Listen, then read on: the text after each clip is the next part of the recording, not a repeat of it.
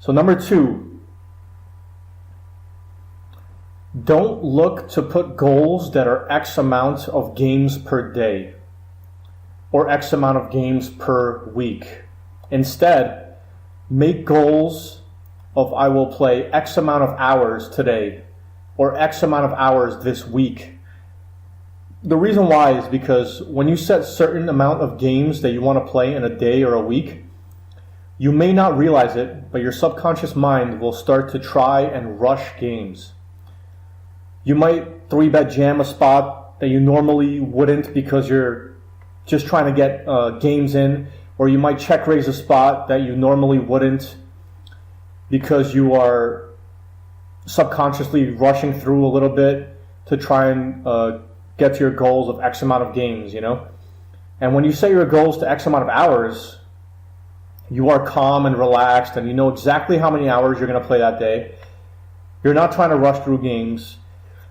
You know when you can plan the rest of your day. So it not only helps with poker, but your life. I think this is amazing in several ways because now when you set it for hours, not only the things that we talked about rather than games, you know exactly when you're going to start and when you're going to finish. So you can essentially just have yourself on a schedule where, you know, you wake up, for example, you wake up 11 o'clock, that being a little bit late for most people, but I like waking up a little bit late. So let's say you wake up 11 o'clock and, you know, you eat some breakfast, you meditate, you know, do what you got to do, and then you get to the grind. So you wake up at 11, you get your things done, breakfast, blah, blah, blah, get to the grind at 12, play from 12 to 3, take a little break, an hour, you know, play from 4 to 6 or 4 to 7, stop right there. You know exactly when you're going to be done playing so you can plan the rest of your day really efficiently as well. And you have, you know, the rest of your night to yourself. So if, you know, if somebody asks you, one of your friends asks you, your girlfriend asks you, you know, when are you going to be done playing? You can give them a firm answer. I'm going to be done at 6 o'clock or I'm going to be done at 7 o'clock, you know. It's not, oh, I'm going to be done as soon as I hit, you know, 100 and, you know, whatever games. It's just a lot easier this way, and I think it's way, way better than setting a goal that has, you know, X amount of games involved in it. Anyways, we'll move to the third point now. So I know a lot of you, and myself even sometimes, you know, if it's like a big MTT and you take a beat, you kind of want to show it to get some sympathy, but I think it's a really good idea to not be posting hands to show a bad beat. I mean, we all play poker for a living, so you're going to take bad beats every single day. Every single day you're going to take a bad beat. Only post hands if you have a question about it, if you played the hand well or not, you know, so we can, you know, somebody can answer the question, or, you know, bad beat posts are really just a waste of time, and nobody really wants to look at them unless maybe it's, you know, it's a final table of like a, you know, a W Coop event or a T Coop event where there's tons of money up top. And when we play poker every single day, we take bad beats, you know, every hour there's like some huge bad beat, you know, so it's just, there's just no point to really post them at all. So another thing I want to share with you guys, I'm going to show you guys now what I do every morning to set myself up for the grind. Once I get to my computer, I read all this here before I grind every single day, and I've been doing this for 2 or 3 years now, reading these quotes that I've made. Third, which is one of my favorite words in the whole dictionary, focus, focus, focus. I write it 3 times for a reason because it's just incredible. I mean, what can happen if your focus levels are really high and you cut off all distractions. Fourth thing is make sure the room is cold/cool. If the room that you're grinding in is too hot or it's warm, you're more likely not to be able to think clearly.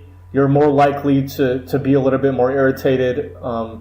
You're more likely to tilt a little bit. You know, the room is warm. So if it's cold and cool, your mind is kind of at ease and you can think a little bit better.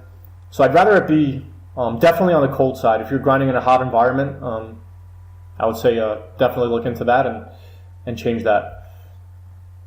So next thing, slow down your body, move in slow motion, control your physiology as body calm equals mind calm. For anybody that hasn't tried this is just incredible.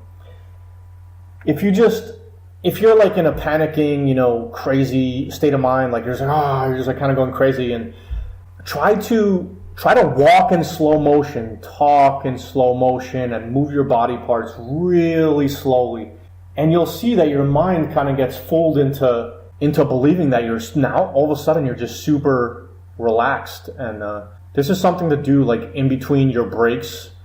When you have a break, let's say you play 2 or 3 hours and the 2 or 3 hours didn't go so well, or you think you might have made a couple of mistakes. You just try to, slow down everything in your body, because now, get up off of your chair in slow motion, walk to the kitchen, grab a glass of water, and you'll find that you'll start to calm down, which is pretty incredible. Next, injecting logic.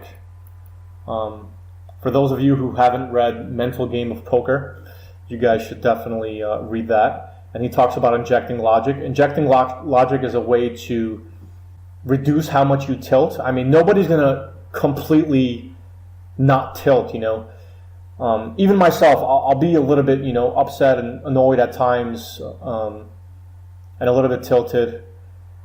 I just try to control it the best I can. And injecting logic is a great way. If you know that you're playing, injecting logic basically means if you know that you're playing very well and you're confident, you're very confident about the way you're playing and your decisions, that you're really thinking about things and you're making river decisions because you see them as very profitable spots and things like that. So if you lose in a very calculated manner, you're going to be less tilted rather than if you lose kind of just like all over the place. You're just kind of clicking buttons, and now you're tilting, now you're playing fast. If you just slow down and you think about decisions and you make all the right plays, you're going to be less prone to be tilting. And the last one, it's about the process, the journey. And all this basically means is that if you get the process down, everything we've talked about in all my videos, you get the process of playing great poker down. That's all that really matters, man.